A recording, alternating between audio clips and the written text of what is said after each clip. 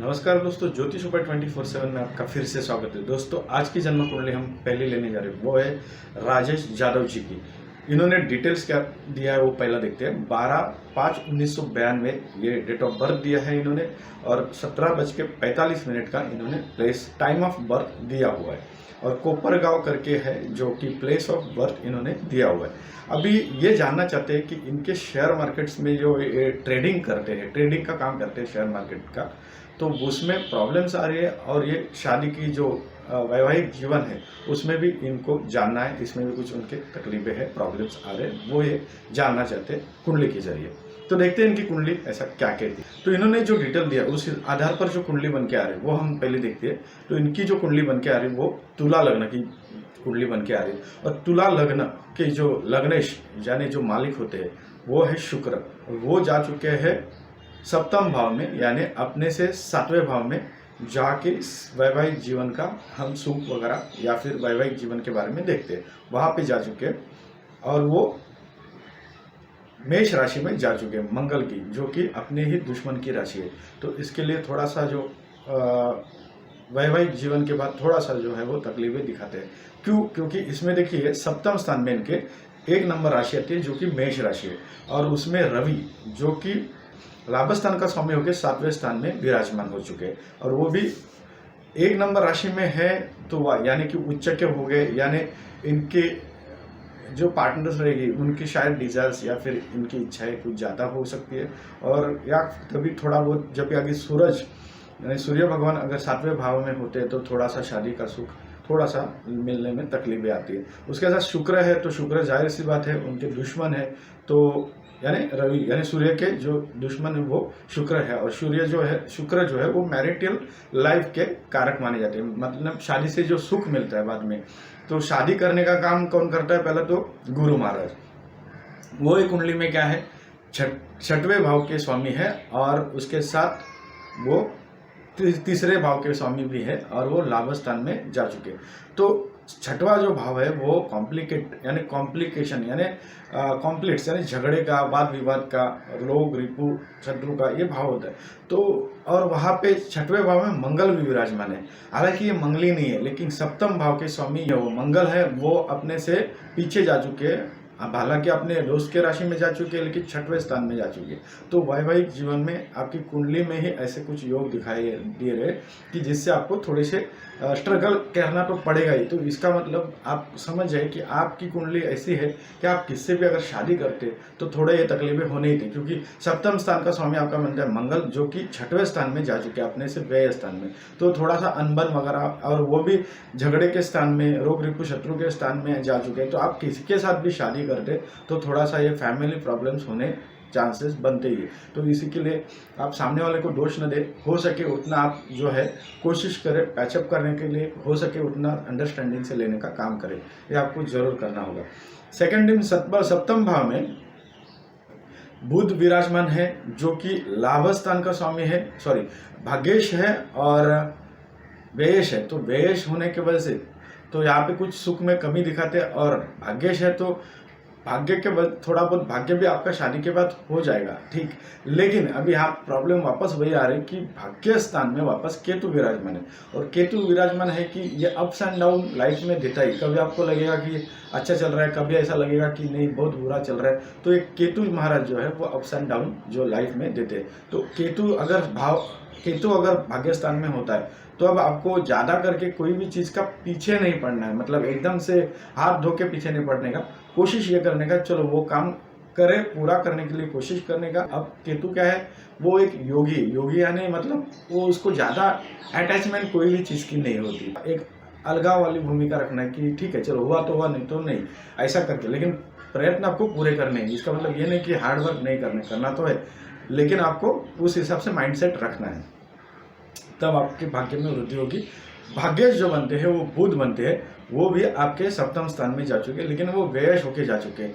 तो अभी आप ट्रेडिंग करते हैं स्पेशली, तो बुध जो है व्यापार का कारक है, और सप्तम स्थान में जा चुके हैं, तो वो डेली ट्रेडिंग का काम करते हैं। ट्रेडिंग यानी रोजमर्रा की जिंदगी में आप जो ट्रेडिंग करते हैं, तो उसमें बुध जो है सप्तम स्थान में जा चुके, वो जो स्थान है वो वही होता है जो कि डेली रूटीन का, डेली ट्रेडिंग का।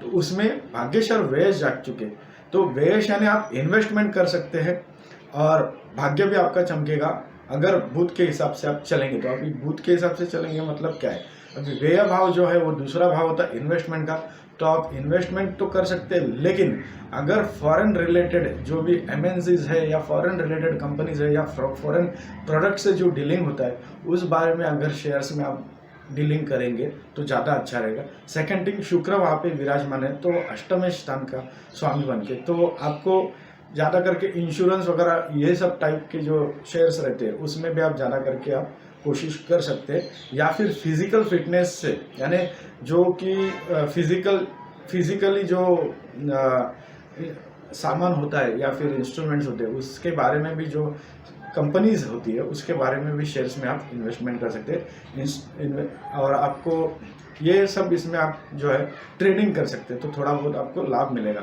एक तो देखो एमएनसीज वाले कंपनीज ले सकते हैं आप फॉरेन से रिलेटेड, या फिर फॉरेन से जिसका कारोबार होता है वो, और या फिर LIC वगैरह इस रिलेटेड, तो ये अगर करते हैं तो थोड़ा अच्छा रहेगा आपके लिए, ये आपको यहाँ पे दर्शाता है। तो मंगल छठवें स्थान में धनेश होके और सप्तमेश होके, तो आप चंद्रमा पे दृष्टि है जो कि चंद्रमा कर्म स्थान का स्वामी है, तो आपको जो सेवाएं देनी होती है यानी जो सर्विसेज देनी होती है, अगर ट्रेडिंग करते हैं, अगर सर्विसेज देते हैं शेयर्स मार्केट की, तो आपको यही एक ध्यान रखना कि फॉरेन से रिलेटेड जो भी कंपनीज है, इसका मतलब डायरेक्ट फॉरेन से नहीं, लेकिन जैसा कि एक एग्जांपल के तौर पे हम बताते हैं कि नेस्ले हो गया, नेस्ले यानी मैगी जो कंपनी बनाती है वो नेस्ले है, तो वो एक बाहर की कंपनी है, तो वो वैसे टाइप की कंपनी, या फिर कैडबरी बोलो वो भी एक नेस्ले की कंपनी है बाहर की कंपनी, तो कोलगेट बोलो, ये सब कंपनीज, मतलब हमने एक एग्जांपल लिया। अभी आप जो इस तरह से कंपनियां ढूंढ सकते हैं और कोशिश करें कि एक साथ